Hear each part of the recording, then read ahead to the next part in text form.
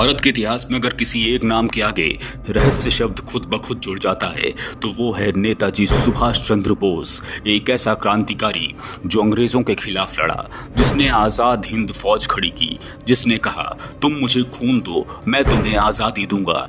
लेकिन सोचिए, इतिहास के सबसे ताकतवर क्रांतिकारी की सोच, उसका असली प्लान और भारत के भविष्य को लेकर उसकी सीक्रेट स्ट्रेटजी कभी हमारे सामने आई ही नहीं। उनकी एक डायरी थी जिसे छिपा लिया गया। आज द साइलेंस फाइल्स में हम उसी गुमनाम डायरी की परतें खोलने जा रहे हैं। एक ऐसी डायरी जो न केवल नेताजी के लापता होने का राज खोल सकती थी, बल्कि भारत के आज़ाद होने के बाद की असली कहानी को भी बदल सकती थी। 18 अगस्त 1945, एक तारीख जिसने भारत के इतिहास को झकझोर दिया। खबर आई कि ताइवान में एक प्लेन क्रैश हुआ है और उस प्लेन में नेताजी सुभाष चंद्र बोस सवार थे। बताया गया कि वो जलकर मर गए, लेकिन जैसे जैसे दिन बीतते गए सवाल उठने लगे। न कोई बॉडी मिली, न कोई डेथ सर्टिफिकेट, न कोई डीएनए रिपोर्ट, न कोई तस्वीर।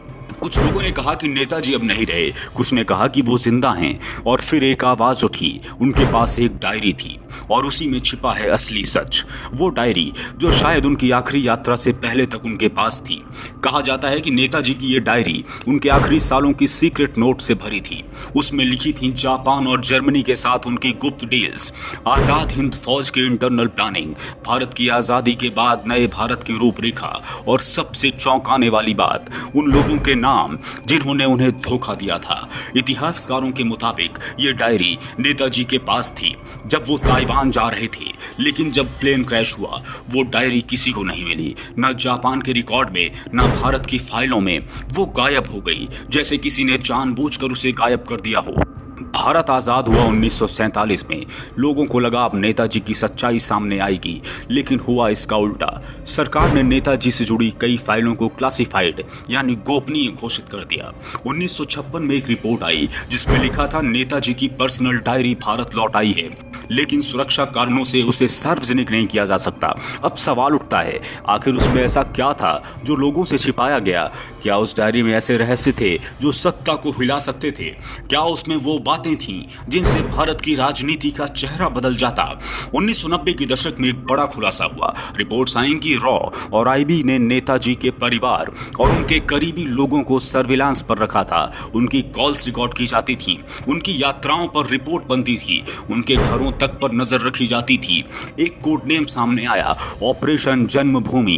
कहा गया कि इस ऑपरेशन का मकसद था नेताजी से जुड़ी हर जानकारी को कंट्रोल में रखना, खासकर वो डायरी जो शायद अब भी कहीं मौजूद थी। क्या भारत की अपनी ही एजेंसियां नेताजी की सच्चाई छुपा रही थीं? अगर हाँ तो क्यों? 1999 में नेताजी की मौत की जांच के लिए मुखर्जी कमीशन बना। इस आयोग ने सरकार से नेताजी से जुड़ी फाइलें और दस्तावेज मांगे, लेकिन जवाब मिला एक्सेस डिनीड।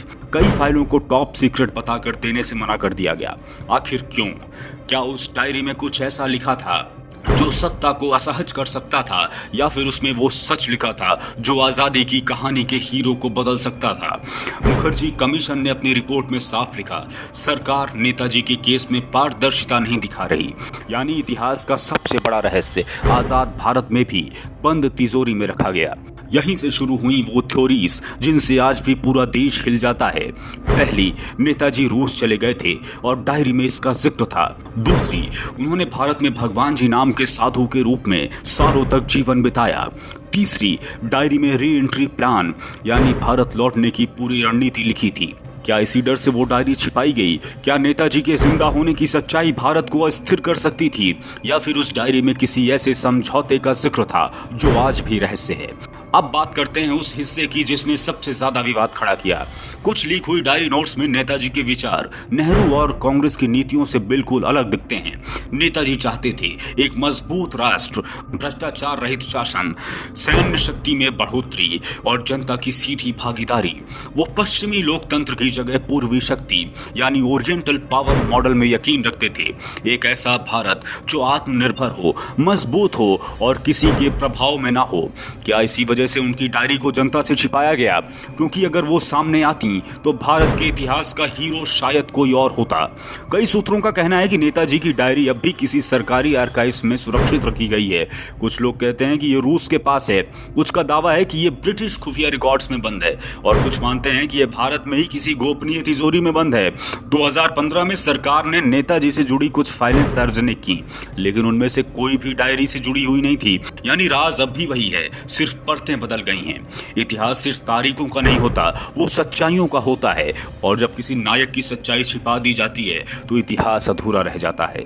नेताजी सिर्फ आजादी के सिपाही नहीं थे, वो उस भारत के सपने देखने वाले थे जहां ताकत, आत्मनिर्भरता और न्याय ही असली आजादी की पहचान हो। अगर वो डायरी सामने आती तो शायद भारत की राजनीति, उसकी नीतियां और उसके हीरो तक बदल जाते। अब सवाल आपसे है, क्या नेताजी की डायरी को जनता के सामने लाना चाहिए? क्या हमें हक नहीं कि हम अपने सबसे बड़े गुमनाम नायक की असली कहानी जानें? अगर आप भी मानते हैं कि ये द साइलेंस चैप्टर अब खुलना चाहिए, तो इस सच्चाई को आगे बढ़ाइए, कमेंट पे अपनी राय दीजिए, सवाल पूछिए और इतिहास के इस बंद दरवाजे को खोलने की मांग कीजिए, क्योंकि द साइलेंस फाइल्स मानता है कि इतिहास की सबसे गहरी चुप्पी तभी टूटेगी जब सच बोलने की हिम्मत जनता करेगी। द साइलेंस फाइल्स के अगले एपिसोड में आपको बताएंगे एक ऐसी किताब की कहानी जिसे पढ़ने वाला कभी जिंदा नहीं बचा। कहा जाता है कि उसके हर पन्ने में ऐसी शक्ति छुपी है जो इंसान के दिमाग को पल भर में झकझोर देती है। कुछ कहते हैं ये शैतान की लिखी हुई किताब है, कुछ कहते हैं कि इसमें किसी और दुनिया का रहस्य दर्ज है। जो भी उसे पढ़ने की कोशिश करता है या तो पागल हो जाता है या रहस्यमयी मौत का शिकार बनता है। क्या सच में कोई ऐसी किताब है जो इंसानों को मार देती है? क्या उसके शब्द जहर से ज्यादा घातक हैं, या फिर वो किताब खुद जिंदा है? अगले एपिसोड में खुलासा होगा दुनिया की सबसे खतरनाक किताब का, जिसे पढ़ना मौत को बुलावा देना है, सिर्फ द साइलेंस फाइल्स पर। ऐसी ही अनसुनी, अनफिल्टर्ड, अनसेंसर्ड कहानियों के लिए सब्सक्राइब कीजिए the silence files, bell icon दबाइए ताकि अगली गुमनाम गाथा सबसे पहले आपके पास पहुंचे। हमारी कोशिश यही है कि वो कहानियां जो दबा दी गई, दुनिया को बताई नहीं गई, उन्हें फिर से जीवित किया जाए, क्योंकि ये बातें आपको कोई और नहीं बताएगा, सिर्फ हम बताएंगे द साइलेंस फाइल्स पर, हर शनिवार, मंगलवार और गुरुवार शाम 7 बजे। क्योंकि कुछ कहानियां किताबों में नहीं, साजिशों की तह में छुपी होती हैं और दस्तावेजों के तहखाने में धूल खा रही होती हैं। इस वीडियो को शेयर करें और हमारी धांसू प्लेलिस्ट में जाएं, जहां देश विदेश की सबसे गहरी हिडन मिस्ट्रीज आपका इंतजार कर रही हैं।